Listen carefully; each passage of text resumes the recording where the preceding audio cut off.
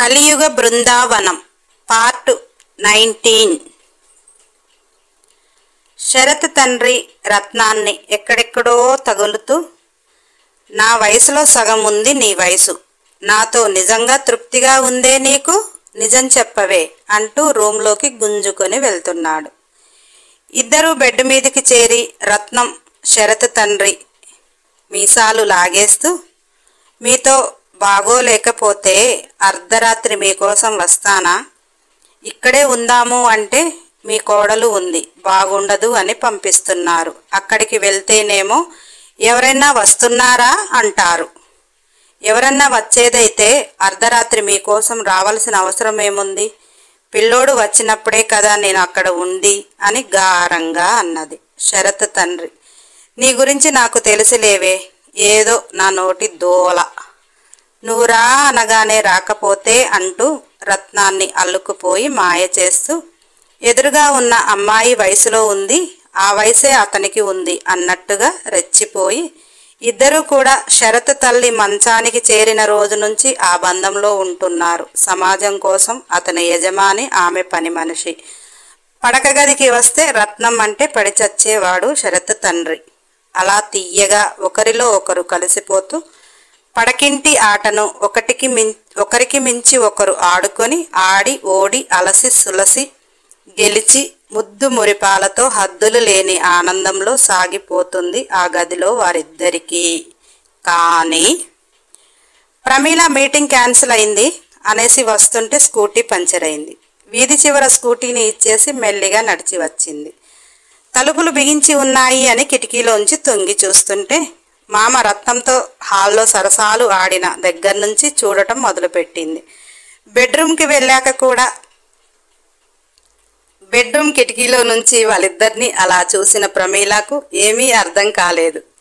ప్రమీలానే అసలే ఆ దాహంతో కొట్టుమిట్టులాడుతుంది. అంత వయసు అయిపోయినా మామగారే అంతలా రెచ్చిపోతుంటే, తన వయసు ఉన్న రత్నం అతనితో అంత ఇష్టంగా ఉంటే ఆ ప్రణయ కేలిని చూసిన ప్రమీలకు మైండ్ దొబ్బింది.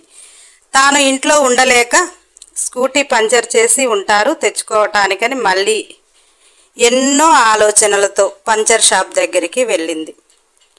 ప్రమీల అలజడితో ఆందోళనతో ఉంది.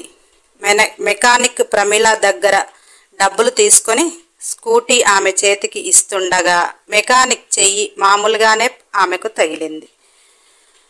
ప్రమీల ఒక్కసారిగా ఉలికి పడింది.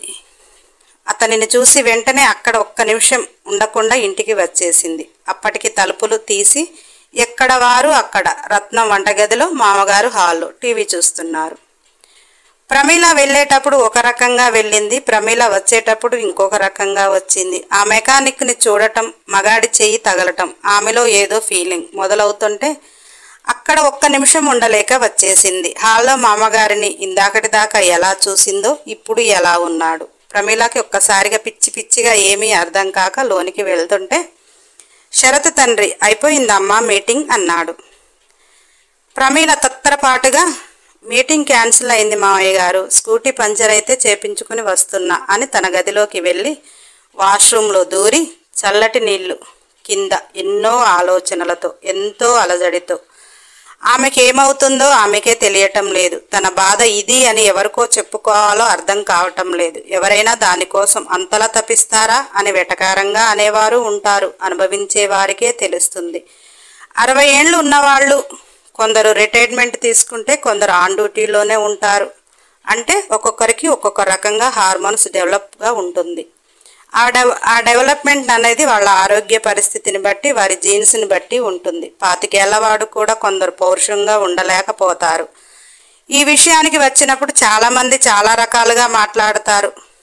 పెళ్ళానికి పిల్లలు పుడితే ప్రతివాడు మగాడే, మొగుడు అనుకుంటారు. జంతువులు కూడా ఒకసారి క్రాసింగ్ తోటే కన్ఫర్మ్ అవుతుంది.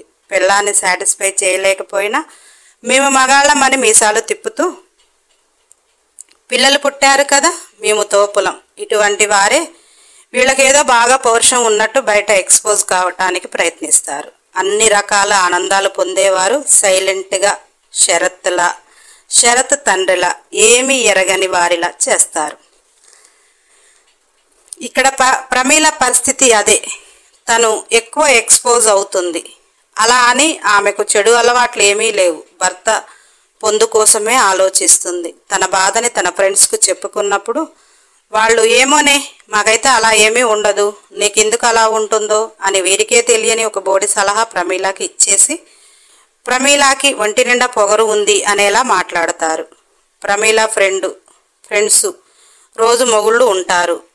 ఒక ఆమెకు డబ్బు పిచ్చి, ఒక ఆమెకు నగల పిచ్చి, అలా ఆ పిచ్చిలో వాళ్ళు ఉంటారు. పాపం ప్రమీల వీళ్ళకి చెప్తే నీకే ఆ విషయం బాగా ఎక్కువ అంటారు. అందుకే ప్రమీల తన బాధని ఎవరికి చెప్పుకోలేక ఆ చల్లటి నీళ్ళ కింద ఎంతసేపో కూర్చుందో. అలా అదే ఆందోళనతో ఆ పూట ఏమీ తినకుండా బెడ్ ఎక్కేసింది. తనకేమవుతుందో తెలియనైతే తెలియదు, కానీ నిద్రకైతే దూరమైంది. ఎంత ఆలోచించినా ఆమె జీవితం ఏమిటో ఆమెకే అర్థం కావటం లేదు. అలా ఎన్నో ఆలోచనలతోటి మనసు అలజడి, మైండ్కి ప్రశాంతత లేక ఎప్పటికో తెల్లవారుజామున నిద్రపోయింది. లైట్గా జ్వరం తెచ్చుకుంది. రత్నం, శరత్ తండ్రి ఇంకా ప్రమీల లేవలేదు అని ఆలోచిస్తున్నారు.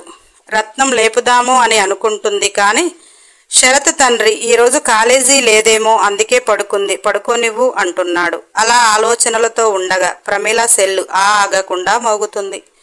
శరత్ తండ్రి అంతలా సెల్లు మోగుతున్న అమ్మాయి లేవలేదు అంటే ఒకసారి వెళ్ళి చూడు అని అనగా రత్నం ప్రమీల గదిలోకి వచ్చి ప్రమీల ముసుగు తన్ని మంచి నిద్రలో ఉంది. రత్నం ఆ సెల్లుని తీసుకుని వచ్చి శరత్ తండ్రి చేతిలో పెట్టాడు. కోడలు ఇంకా లెగలేదు, నేను చూస్తాను, అది ఎవరో చూడండి అంటే సరే అని శరత్ తండ్రి లిఫ్ట్ చేశాడు. అవతల ప్రమీల క్లోజ్ ఫ్రెండ్, క్లాస్మేట్. తను ఏడుస్తూ ప్రమీల నందన చనిపోయిందే అని ఏడుస్తూనే చెబుతుంది. శరత్ తండ్రికి ఏమీ అర్థం కాక అమ్మ ప్రమీలకు ఇస్తాను, ఒక్క 5 నిమిషాలు ఆగు అంటూ ఫోన్ పెట్టేశాడు. శరత్ తండ్రి రత్నంతో కోడల్ని లేపు, ఆమె ఫ్రెండ్ ఎవరో నందన చనిపోయింది అని చెప్తున్నారు. రత్నానికి బాధగా అనిపించింది. ప్రమీలాని లేపుతూ చావు కబురుతో లేపాలా అనిపించింది. ఎంత ముఖ్యమైన వాళ్ళోలే అని రత్నం ప్రమీలాని లేపుతూ ఆమెకు జ్వరం ఉన్నదా లేదా అని ఆలోచన చెయ్యలేదు. ఎవరో మీ ఫ్రెండ్ నందన చనిపోయిందటమ్మా అనగానే ఒక్కసారిగా ప్రమీల లేచి కూర్చుంది. వెంటనే రత్నం చేతిలో సెల్లు తీసుకుని ప్రమీలకు ఫోన్ చేసిన ఫ్రెండ్కి ఫోన్ చేసింది. తను బాగా ఏడుస్తూ నీకు వచ్చే వీలుందా ప్రమీ అని అడిగింది. ప్రమీల కూడా చాలా బాధగా అనిపించింది. గత రాత్రి ఆమె ఒంట్లో అలజడి అంతా మాయమైంది. కళ్ళు తెరిస్తే జననం, కళ్ళు మూస్తే మరణం. రెప్పపాటి జీవితంలో ఎన్ని ఆందోళనలు, ఎన్ని కష్టాలు, ఎన్ని బాధలు. ఒక్కసారిగా ఆమెకు నందనతో 4 సంవత్సరాల జీవితం కళ్ళ ముందు మెదిలింది. బాధగా అనిపించింది. ప్రమీల తేరుకొని వస్తాను అన్నది. ప్రమీల ఫ్రెండ్ నేను బస్ స్టాప్లో వెయిట్ చేస్తా, నిన్ను రిసీవ్ చేసుకుంటా అని చెప్పి పెట్టేసింది. ప్రమీల గబాగబా శరత్ తండ్రి దగ్గరికి వెళ్ళి మావయ్య గారు నా క్లోజ్ ఫ్రెండ్ చనిపోయిందంట, వెళ్ళనా అన్నది. అతను నీకేమీ ఇబ్బంది లేదు అంటే వెళ్ళమ్మా అంటుంటే ప్రమీల మీ అబ్బాయికి ఫోన్ కలవటం లేదు, ఒకసారి మీరు కూడా చెప్పండి, నేను బయలుదేరుతా అని వెళ్ళి గబాగబా స్నానం చేసింది. ఎన్నో ఆలోచనల మధ్య బస్సు ఎక్కేసింది. ప్రమీలకి బస్సు ప్రయాణం కంటే ఆలోచనల ప్రయాణం చాలా వేగంగా జరుగుతుంది. నందనకి 2 పిల్లలు, చక్కటి భర్త, చక్కటి ఆరోగ్యవంతురాలు. తన స్టడీస్ అయిపోగానే చక్కగా కాలేజీలో చేరింది. మంచి లెక్చరర్గా గుర్తింపు కూడా పొందింది. అలాంటి నందన సూసైడ్ తను ఎదుర్కోలేని సమస్య ఏమి ఉంటుంది? నందన చాలా ధైర్యవంతురాలు. అలాంటిది సూసైడ్ చేసుకుని ఆమె భర్త అంటే ప్రాణం, చక్కగా 2 పిల్లలు, అన్యోన్యమైన జీవితం, అలా ఎలా? ప్రమీలకు ఏమీ అర్థం కావటం లేదు. వెళ్తేనే కదా తెలిసేది అనుకుంది. ఏదేమైనా నందన లేదు అంటే చాలా బాధగా ఉంది. ఉన్న ఈ జీవితంలో సంతోషంగా జీవించకుండా నరకయాతన పడుతూ అని గత రాత్రి ఆమె బాధను ఆలోచిస్తుంది. నేను కూడా అలానే చనిపోతే నా భర్త ప్రేమ నాకు కూడా లేదు, ఏ ప్రేమలకు నోచుకోకుండా పిల్లలు లేకుండా నేను కూడా చచ్చిపోవాలా అనే ఒక వేదన. ఇప్పుడు ప్రమీల వెళుతుంది శరత్ ఉన్న ఊరికి. ఫ్రెండ్ చనిపోయిందని చెప్పి నేను వస్తున్నా అని భర్తకి చెప్పాలని ఆరాటం, భర్తని చూడాలి అని ఆరాటంతో ఫోన్ చేసింది. కానీ అతను ఫోన్ లిఫ్ట్ చేయలేదు. ఎలాగో అక్కడికే కదా వెళ్ళేది, స్టేషన్లో కనుక్కుంటే అతను ఎక్కడ ఉన్నది తెలుస్తుంది, లేదా ఈ లోపల తనే ఫోన్ చేస్తాడు అని మొండిగా బయలుదేరింది. అలా ప్రమీల రకరకాలుగా ఆలోచిస్తుంది. ఒక్కొక్క మనిషి జీవితం ఒక్కొక్క రకంగా ఉంటుంది. నిన్న రత్నం మామయ్య, వాళ్ళ సంతోషం వాళ్ళది, తాను ఒంటరిగా గదిలో, ఆమె నరకం ఆమెకు. నందన లోకాన్నే వదిలిపెట్టి పోయింది. ఆమెకున్న పరిధిలో ఎన్నో జీవితాలు, ఎన్నో రకాలు, ఎన్నో ఆలోచనలు. అలా బస్ స్టాప్కి వెళ్లే వరకు ప్రమీల క్లోజ్ ఫ్రెండ్ ప్రమీల కోసం ఎదురు చూస్తుంది. ప్రమీల బస్సు దిగి సుధా అని ఫ్రెండ్ని కౌగలించుకుని ఏడ్చేసింది. ఎందుకంటే ఇద్దరికి నందనతో ఎన్నో జ్ఞాపకాలు. జీవితంలో వచ్చిన సమస్యని ఎదుర్కోలేక సూసైడ్ చేసుకునే అంత పిరికిది కాదని ఇద్దరికీ తెలుసు. ప్రమీలకి తెలియనిది చాలా ఉంది. ప్రమీల ఏడుస్తూ, అది కాదే సుధా, నందన సూసైడ్ చేసుకోవటం ఏంది అని జీరబోయిన గొంతుతో అడుగుతుంటే, సుధా, దాన్ని పంపించేశాక దాని గురించి చెప్తా. అది సూసైడ్ చేసుకోవటం కరెక్టా కాదా? నాకు అది సూసైడ్ చేసుకోవటం కరెక్ట్ కాదు అనిపించింది. నీకేమనిపిస్తుందో దాని పరిస్థితి నీకు చెప్తా అంటూ ఇద్దరు నందన దగ్గరికి వెళ్ళారు. నందన భర్త అన్ని కార్యక్రమాలు చూస్తున్నాడు. భార్య లేదు అన్న బాధ అతనికైతే ఏమీ అనిపించటం లేదు. కానీ నందన మాటల్ని బట్టి భర్తతో ఆమె జీవితం చాలా బాగుంది అని చెప్పింది. మరి అంత ప్రేమగా ఉన్న భర్త ఇక నందన లేదు అంటే ఏమోలే, మగవాళ్ళు ఏడ్చలేరు కదా అనుకుంది. ఇద్దరూ నందనను చూశారు. వాళ్ళకెందుకో దుఃఖం ఆగలేదు. నందన పిల్లలు కూడా ఏడ్చి ఏడ్చి సొమ్మసిల్లిపోయారు. ప్రేమగా చూసే తల్లి దూరమైంది అని ఆ పసిపిల్లలకి ఇద్దరికీ బాధ. ప్రమీల చుట్టూ చూసింది. నందన తల్లి ప్రమీలకు తెలుసు, ఒక్కగానొక్క కూతురు ఇక లేదు అంటే ఆమె గుండె పగిలి ఏ మూలకు కూర్చుందో, ఎంతలా విలపిస్తుందో అంటూ ఆమె కళ్ళు వెతుకుతుంటే నందన తల్లి వేరు ఎవరితో మాట్లాడుతూ ఉంది. ఆమె కూడా ఏడ్చిన దాఖలు ఎక్కడా కనిపించలా. బిడ్డ పోయింది అన్న ఆలోచన కూడా ఆమెకు లేదు. ప్రమీలకి చాలా ఆశ్చర్యంగా అనిపించింది. భర్త అలాగా, తల్లి అసలే బాధ లేనట్టు. ప్రమీల తట్టుకోలేకపోయింది. కోపంగా నందన తల్లి దగ్గరికి వెళ్ళి, ఆంటీ మీతో ఒకసారి మాట్లాడాలి, ఇంట్లోకి రండి అని ఆమెతో కలిసి ఇంట్లోకి వెళ్ళింది. సుధా ప్రమీలనే. ప్రమీ వద్దే, అది లేదు, దాని బాధ నీకు తెలియదు, రా అని ప్రమీల చెయ్యి పట్టి గుంజుతుంటే ప్రమీల సుధా చెయ్యిని విసిరి కొడుతూ, ఏంటాంటీ, అది నీకొక్కగానొక్క కూతురు, మీరు ఉండగానే దాని నిండు నూరేళ్ల జీవితం మట్టిలో కలిసిపోయిందని, ఆ కంట్లో ఒక్క కన్నీటి చుక్క కూడా లేకపోతే తల్లి అనే పదానికి విలువ ఉండదేమో ఆంటీ అని అంటుంటే నందన తల్లి వ్యంగ్యంగా, దాన్ని నాకు మొగుడు లేకపోయినా కానీ ప్రాణంగా పెంచాను, చక్కగా పెళ్లి చేశాను, 2 పిల్లలు అయ్యారు. దాని సంసారం అది నిలవ పెట్టుకోలేక అన్ని లంగా పనులు చేసి అవి బయటపడ్డవి అని అది చస్తే నేనేం చెయ్యాలమ్మా అంటూ నందన సూసైడ్ లెటర్ చూపించింది. నందన, నా చావుకు ఎవరూ కారణం కాదు. నా భర్త నన్ను ప్రాణంగా ప్రేమిస్తాడు, కానీ నాకే నా భర్త మీద ప్రేమ లేదు.